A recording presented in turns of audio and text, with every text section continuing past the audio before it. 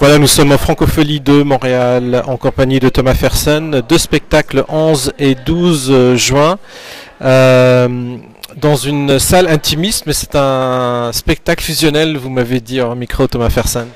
Fusionnel, parce que je suis tout seul sur scène, donc je peux pas, j'ai pas de complicité avec un musicien ou non, la complicité c'est avec les gens et c'est délicieux.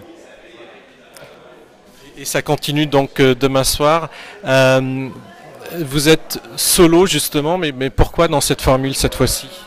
Mais en fait, j'avais envie de, vous savez, toutes mes chansons depuis longtemps sont faites d'un fil narratif. Il se trouve que depuis quelques années maintenant, presque 10, j'ai commencé à faire des chansons parlées. Par hasard, puisqu'au départ c'était des chansons qui avaient juste pas encore de musique. Et puis c'est un genre qui s'est développé chez moi, parce qu'il rencontrait un certain succès dans les spectacles, à tel point que suite à une expérience au théâtre où je disais le texte de Ramu dans l'histoire du soldat, j'ai eu envie de développer, de faire le faire, de compter avec mes propres textes. Donc j'ai travaillé ce spectacle présent en associant à la fois ce travail de chansons parlées et le fait de m'accompagner au piano, puisque avant je m'accompagnais uniquement pour composer à la maison, mais pas sur scène. Donc nous, on est en train de diffuser Jean en ce moment. Qu'est-ce que vous avez à dire par rapport à Jean? Alors Jean, c'est une chanson sketch en fait. C'est une femme qui parle à son mari. Et qui le traite un peu comme un domestique. Vous savez, je fais beaucoup de chansons sur les domestiques, avoués ou non. Voilà, c'est une chanson qui rentre dans cette catégorie, dans cette corporation. Ouais. Donc, extrait de l'album paru en 2013, Thomas Fersen et les Ginger Accident. Ce sont donc des musiciens de Lyon. Oui, c'est un groupe lyonnais que j'ai découvert par hasard il y a 4 ans. Et auquel j'ai confié mes chansons pour l'album qui est sorti maintenant, ça va faire 3 ans. Et j'ai tourné après avec cette formule-là, donc de cuivre, ces claviers particuliers que sont Farfisa Wurlitzer, qui ont un son très années 60, et puis basse batterie donc, et guitare. Voilà, ce qui a donné ce fil musical à l'album. Oui, tout à fait. C'était un habillage. Vous savez, moi, j'aime bien me donner mes chansons nues et leur offrir une garde-robe inattendue. Voilà, c'est pas arrivé souvent dans ma vie. Je l'avais fait avec Fred Fortin aussi, il y a une dizaine d'années. Et puis là, j'ai recommencé avec les Ginger Accident. Mais ça, c'est pas des choses que je fais systématiquement, hein. C'est vraiment le hasard des rencontres qui me donne cette envie-là. Premier 45 tours en 1988, 9e album 2013, ce qu'on compte 25 ans, avec plus 3, 28, un 10e album bientôt. Je vais l'enregistrer dans 15 jours, effectivement, enfin commencer. Et il va sortir au mois de janvier 2017. Voilà.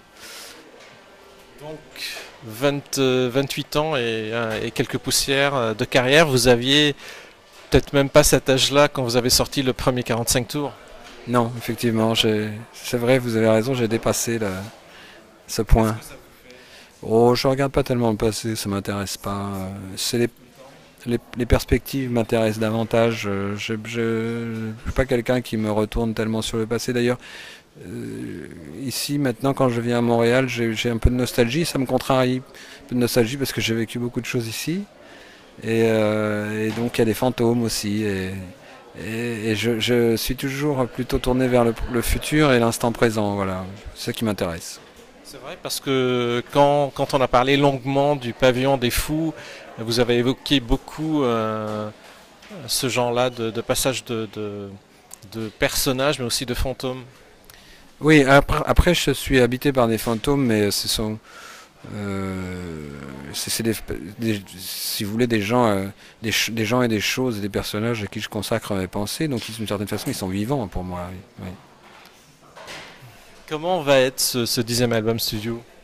Alors des chansons se passent dans une ferme, dans les champs et les bois qui l'entourent, mais aussi en ville où la nature s'est invitée dans les vies tristes et sauvages, dans l'aventure, dans les vices et les instincts. On est loin des fantasmes et des désirs du 9e album studio.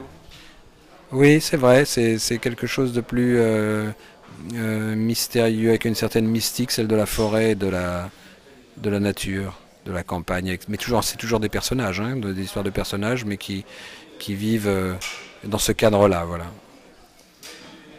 Donc une petite tournée cet été avant de continuer le 10e album. Bah, en fait, là, je vais finir cette tournée avec ce spectacle que je présente ici à Montréal.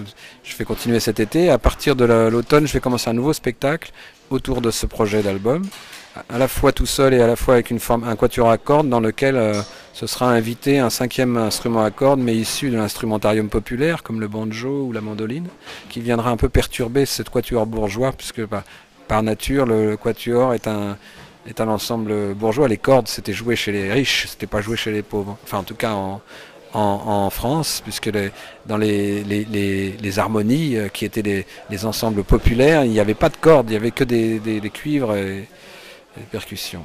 Donc, et des bois. Mais donc voilà, je vais faire ça à partir de l'automne. Et puis l'album va sortir au mois de janvier. Et à partir de l'automne 2017, je vais participer à une expérience théâtrale pour la deuxième fois, mais d'assez grande envergure.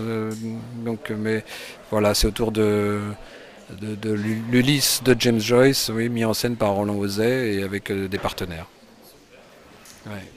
Donc 2017 en perspective. Merci beaucoup Thomas Fersen et à ce soir. Merci, à ce soir.